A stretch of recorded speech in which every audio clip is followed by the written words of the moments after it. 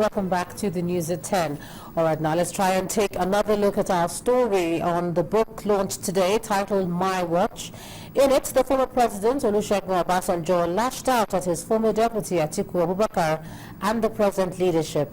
Now, that launch did come as a surprise, as there was an earlier order granted by an FCT High Court, Wuse 2, to stop the process.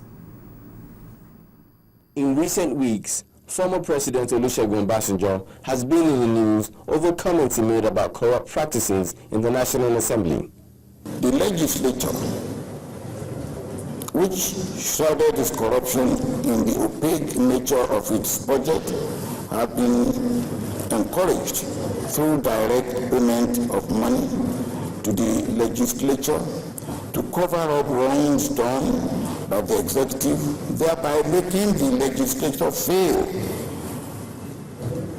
in its oversight responsibility. For making sure that and today, he has gone a step further from speaking to penning down his convictions.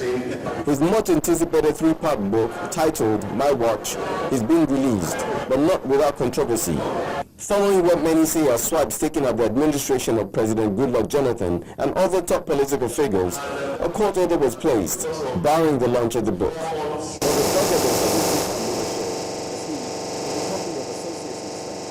Gathered to celebrate his autobiography. Discussions begin by deliberating on the essence of the book. The book has been published and printed before that man went. I don't know. I don't regard that because even the judge who gave him that order, in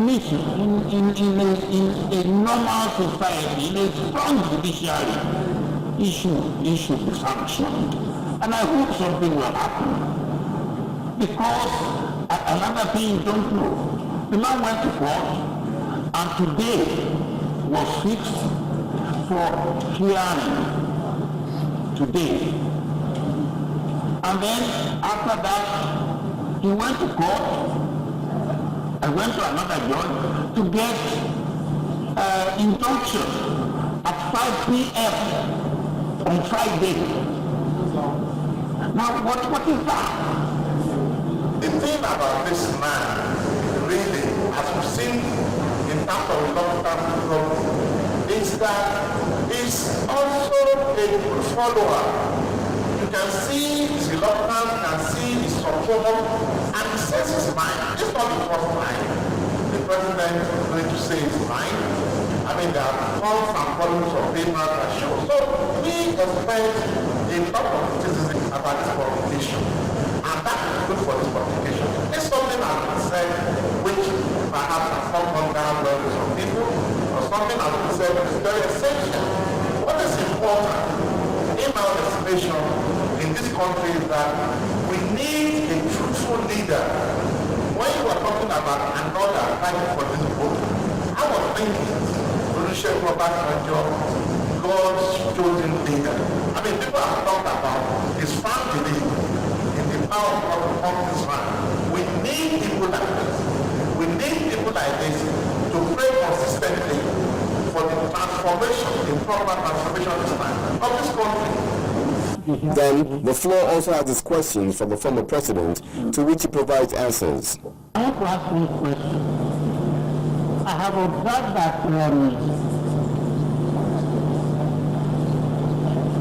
our president, Jonathan, is there. You were our former president, and we had many presidents all around. Why is it that you usually speak in public, criticizing some of the things he does? Why not go to him privately and discuss with him? You will see the few letters I put in the books that were correspondence between me and the president, and how I described my frustration of going privately to the president, taking issues with him, and getting no reaction. And then, because when I was president, I had my predecessors who would come to me. Some written note, you will see what I said there, and I will give them a react, and if I cannot give answer or reaction immediately, I will say, look, give me time, let me do something, and I will react. Some are even right to tell them. Now that's the way I believe it should be. You should be able to come, talk to me, and I give you an answer. And you will see, even in that book, some of my reactions to such people in the past. So if you have no audience, you have audience, but you have no receptive ears, then you must have another way of communication. Many things have been said about Olusegun Obasanjo. The most prominent of statements is probably his resolute firmness in speaking his mind and standing by his words. Oluwasegun, Channels Television News.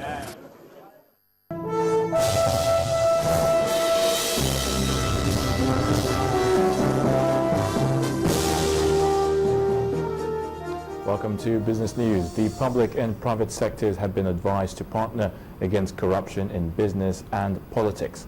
This call is coming from speakers at a forum organized by the National Competitiveness Council of Nigeria to commemorate the United Nations International Corruption Day celebrated on December the 9th. Our correspondent, Temple Ashaju, reports.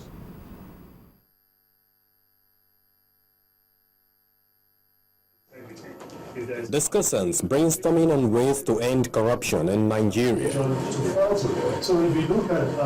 The negative image that Nigeria has acquired arising from the attributes of being one of the most corrupt countries in the world compelled these public analysts to profile a solution to end corruption.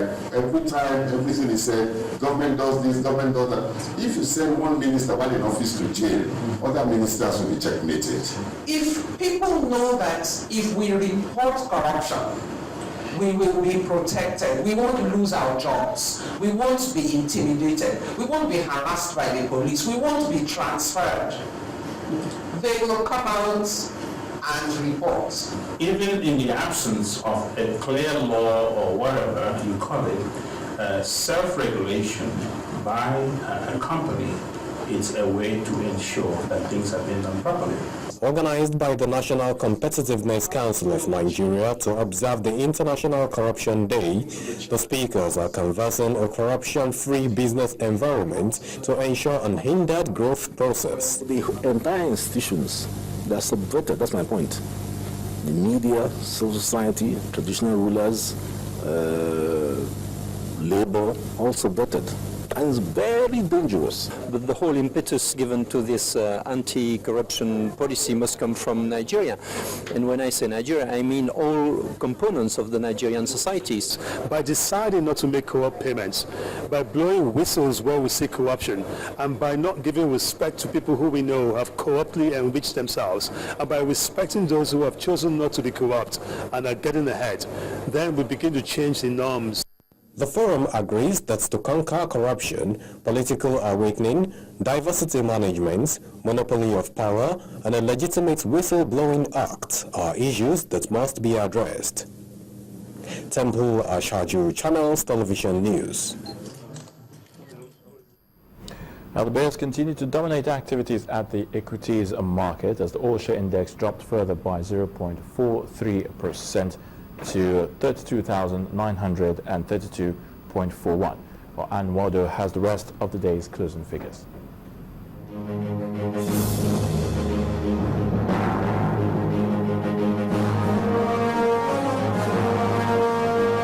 Hello and welcome to the Stock Market Report. Bearish trading continued at the equities market as both sell-offs across various sectors led to a further decline in the benchmark index. The all-share index lost 0.43% to 32,932.41, while market capitalization dropped to 10.87 trillion naira. Market breadth remained poor as 40 laggards outweighed 7 gainers. On the laggards table, Seplat led with an 18.94 Naira loss. On the other hand, Nestle topped the gainers list, adding 18 Naira 1 Naira. PZ followed with a 3 Naira 4 Naira gain, and then Portland Paints came third, adding 21 Naira to its share price.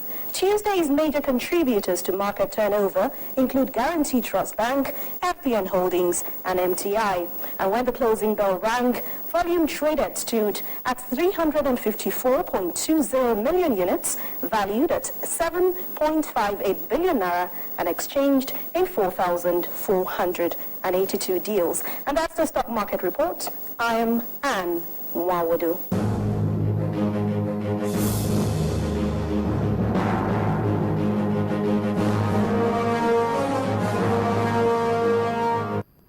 And that's a wrap on Business News. The News at 10 continues shortly.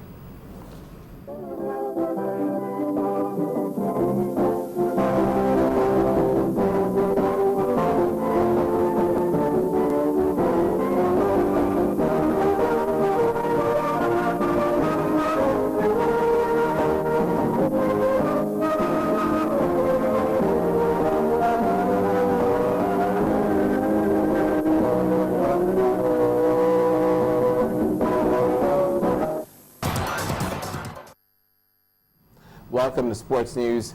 Head coach of Nigeria's beach soccer team, the Super Sand Eagles, Coach Aldo Ejo, has announced his final squad of 10 players for the Copa Lagos Beach Soccer Tournament. He picked 7 familiar faces and 3 debutants for the 4th edition of the competition, taking place from December the 12th to the 14th in Lagos. Captain Olarole Ishaka of Dolphins topped the list of 10 that also featured record goal scorer Abu Aziz of Warri Wolves and Abia Warriors of Kemiri Ogbonaya. In the UEFA Champions League matches played this evening, Italian giants Juventus played a goalless draw with La Liga champions Atletico Madrid as both teams progressed to the round of 16. Greek side Olympiacos defeated Malmo 4-2 in the other Group A game. 5-time champions Liverpool failed to progress to the next round after playing a 1-0 draw with Swiss side Basel, while Real Madrid defeated Bulgarian side Ludogorets 4-0. In other matches, Portuguese side Benfica played a goalless draw with German side Bayer Leverkusen, while Monaco defeated Russian side Zenit St. Petersburg 2-0. In Group D, Arsenal finished on top of the group after the Galatasaray 4-1, as the Belgian side Anderlecht forced Dortmund to a 1-0 draw.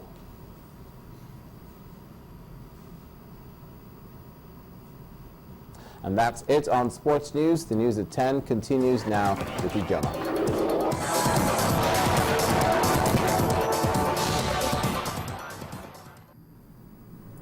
Well, thanks a lot. And over now to the foreign scene. The U.S. Senate says the CIA carried out brutal interrogations of al-Qaeda suspects in the years after the 9/11 attacks on the U.S.